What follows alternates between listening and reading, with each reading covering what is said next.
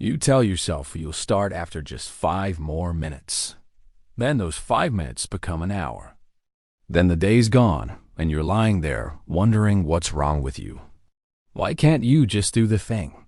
Why does even replying to a simple text feel like lifting something heavy?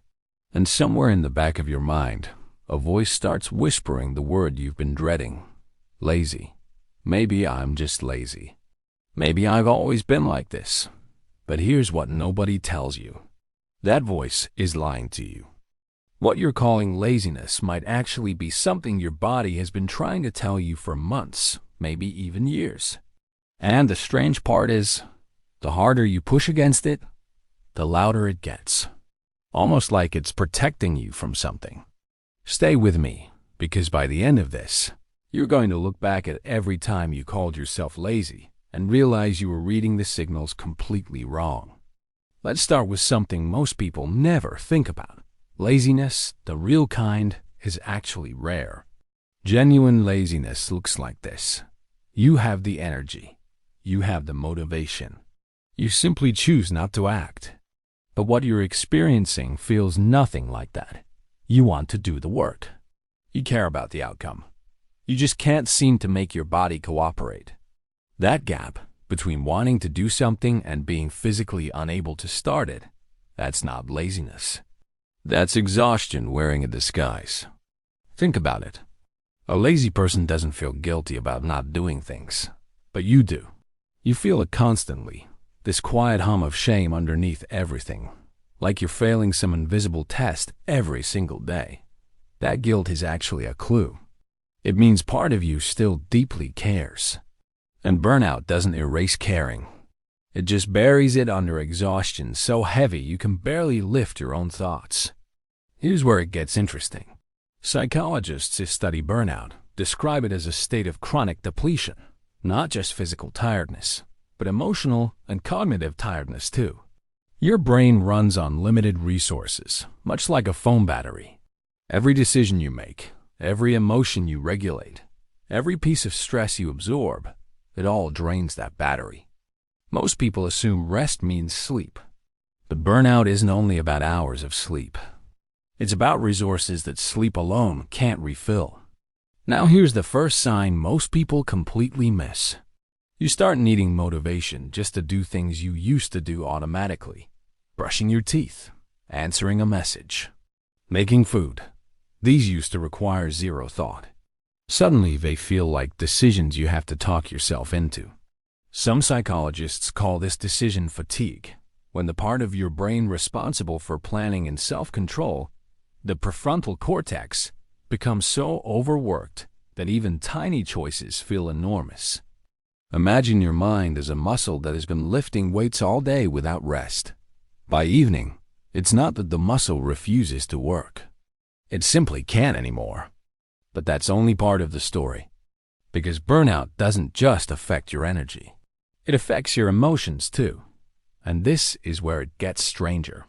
Have you noticed how things that never used to bother you suddenly make you want to snap? A notification.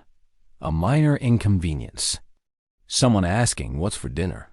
Your emotional threshold, the amount of stress you can absorb before reacting, shrinks dramatically during burnout. Researchers have linked this to changes in activity within the amygdala, the brain's alarm system. When you're depleted, your amygdala becomes hypersensitive, treating small stressors like they're actual threats.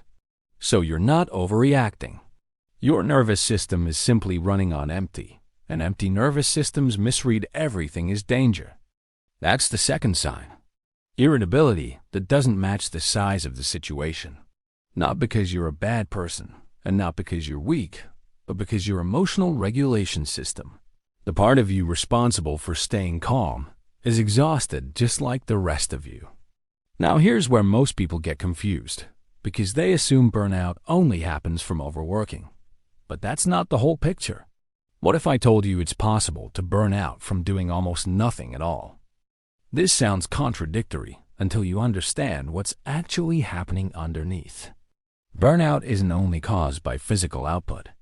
It's caused by prolonged emotional suppression, unresolved stress, and living in a constant state of feeling behind. You can be sitting perfectly still and still be burnt out because your nervous system has been stuck in a low-grade state of alert for so long that it never gets the chance to fully relax. Imagine holding a rubber band stretched halfway for months. Even if you're not stretching it further, it's still under tension the entire time. Eventually, it stops snapping back. This brings us to the third sign, something people almost never connect to burnout: a strange kind of numbness. Not sadness exactly, not anxiety exactly, just flatness. Things that used to excite you don't anymore. Shows you loved. Music you used to play on repeat. Even people you care about.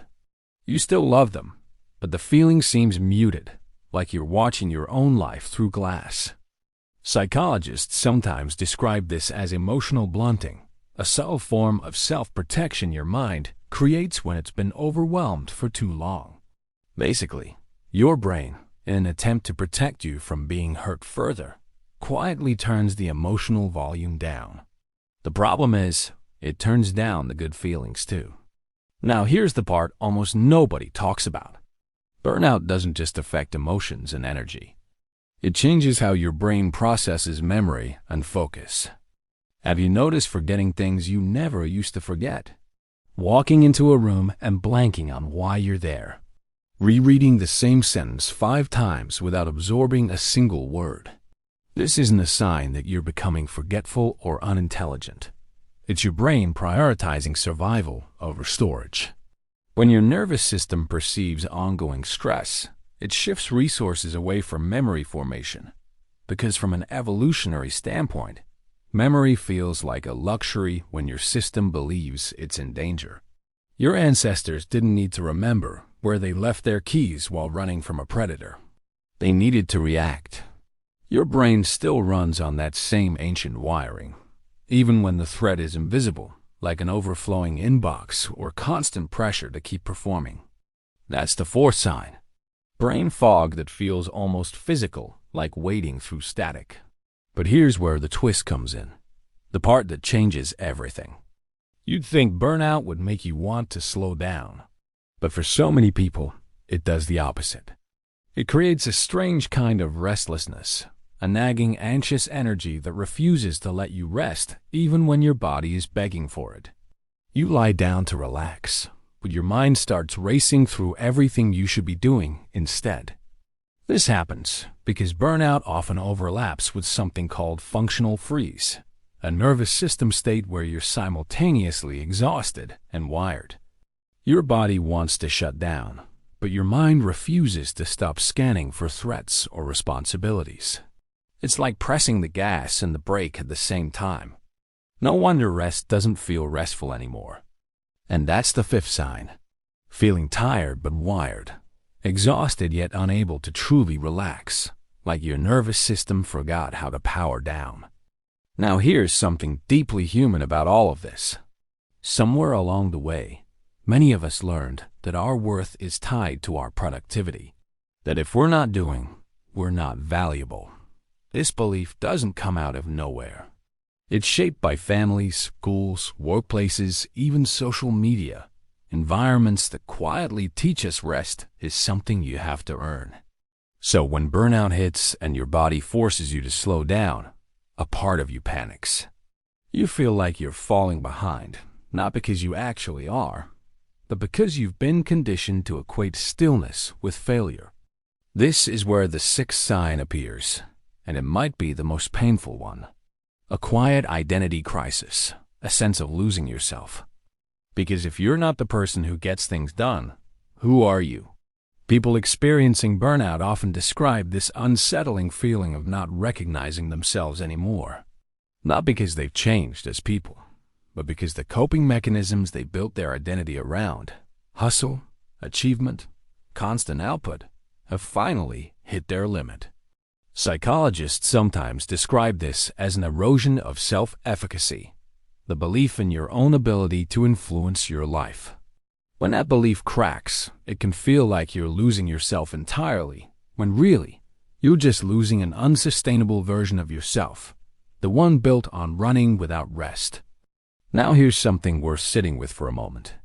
What if the very fact that you're struggling to function isn't proof that something is wrong with you as a person, but proof that your mind and body are doing exactly what they're designed to do? When resources run low, systems slow down. That's not a flaw. That's protection. Imagine your body as an incredibly loyal employee who's been working overtime for years without complaint, and only now, after everything else has been tried, is finally saying, "I can't keep doing this without support." That's not weakness. That's your body finally being honest with you. And this is where something shifts, because once you stop labeling yourself as lazy and start recognizing what's actually happening, something powerful occurs. The shame starts to lift. Not instantly, not completely, but enough to breathe. Because shame thrives on the belief that you're the problem. But once you realize your brain and body are simply responding to prolonged depletion, the story changes. You stop fighting yourself and start listening to yourself. Think about the last time you pushed through exhaustion by forcing motivation, telling yourself to just try harder. How did that actually work out? For most people, forcing effort during burnout doesn't create momentum. It creates more depletion, more shame, more distance from themselves. The truth is, willpower was never the missing ingredient. Recovery was. And recovery doesn't look like collapsing for one weekend and hoping everything resets. It looks like slowly rebuilding safety within your own nervous system. Small permissions to rest without guilt. Small moments of stillness that aren't immediately followed by self-criticism. Tiny signals to your brain that says it's safe to stop scanning for danger now. Here's a perspective that might change how you see this entire experience. What if burnout isn't the end of your capability, but the beginning of a different relationship with yourself? One where your worth isn't measured by how much you produce, but by how honestly you listen to what you need. Somewhere underneath the exhaustion, the version of you that felt excited, curious, and alive is still there. Not broken, not gone. Just waiting for enough safety to come back out. So the next time that voice in your head whispers the word lazy, pause for a second. Ask yourself gently, what if this isn't laziness at all? What if this is my mind finally asking me to slow down before something breaks completely? And once you begin to understand this about yourself, something else becomes impossible to ignore. Because the same nervous system patterns that create burnout often connect to something even deeper, something shaped much earlier in life, in the way we learn to feel safe or unsafe around other people. Which brings us to a question worth exploring next. Why some people struggle to rest even when nothing is demanding anything from them at all, and how that pattern often traces back to childhood, to the subtle ways we learned that being still meant being unseen.